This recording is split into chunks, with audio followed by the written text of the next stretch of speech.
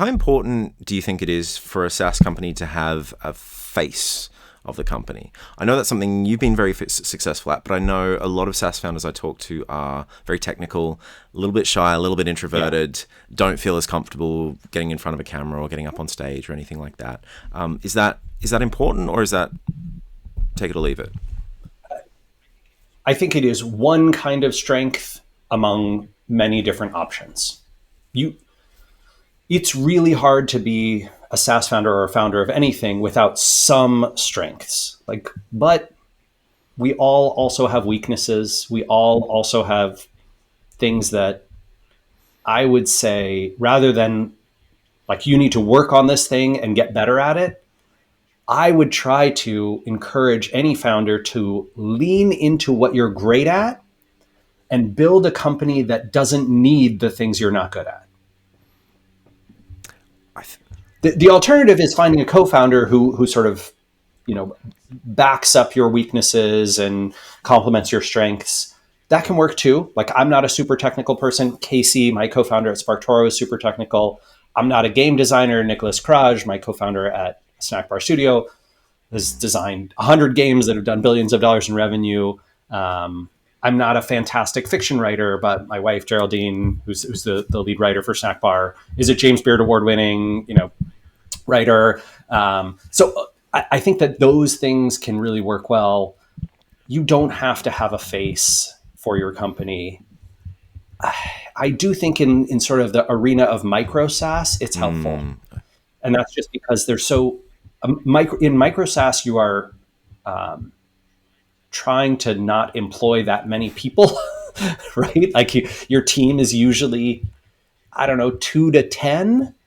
And so having someone in a founder or co-founder or at least lead role that is human, that people can identify with the company, can be really helpful. I've heard this come up a few times in the context of VC-backed competitors. So one of the questions that comes up a lot is, I don't really want to raise any money, but 2 or 3 competitors have just popped up. They've got money coming out the wazoo. And I feel like I need to go out and raise money now just to keep up with them. And one of the bits of advice that often comes up is, well, you can build a personal brand around it as well as as an alternative strategy to going out and raising lots of money. What are your thoughts on that? Are there any other ways that a bootstrap business can compete with funded SaaS, or does it kind of push you into that VC-backed? Do you get railroaded into that?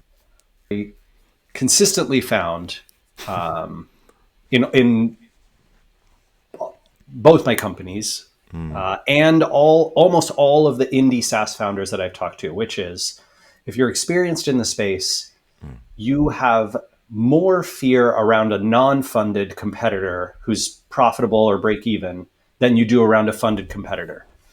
Because 97% of venture investments will die in 4 years. So when you see one of your competitors getting funded, you're like, ha, ha, ha, ha, you're done. You are done. It's over for you. Like, go to their LinkedIn, leave them a congratulations, be like, go raise more money, bro. Because they have taken their odds, their 7-year survival odds. So the average small business in the United States has a 7-year survival rate of about 55%. It's actually higher for services businesses. So like agencies, consultancies, that kind of thing.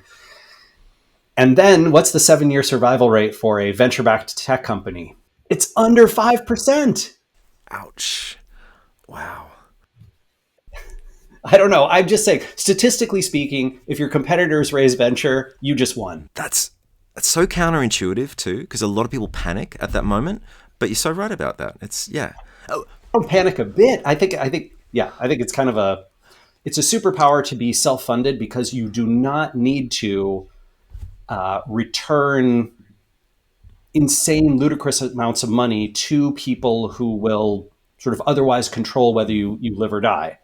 And the vast majority of these companies just don't make it. And that's the venture model too, right? Like they don't have time to be on 100 boards of directors. They're going to invest in 100 companies knowing that hopefully 90 of those companies will die in the first 3 to 4 years after they fund them, so they can be on a reasonable number of boards and help sort of the few winners to, become the next billion-dollar company and return 10x, 50x the fund. That's the mathematics of venture. And so it's a failure-based model.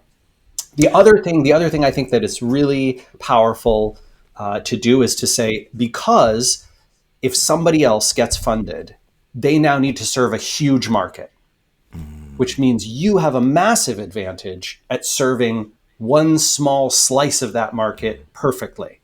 Building your brand, building your marketing, building your product, building your team around serving just that group of people really, really well. The big risk that I think SaaS in particular has, and founders have, is seeing one of their competitors get funded and then say, how do we keep up with them? They're trying to reach this whole huge market. How do we also serve that huge market? Niche down, brother. Like go way, way down. That would be my advice.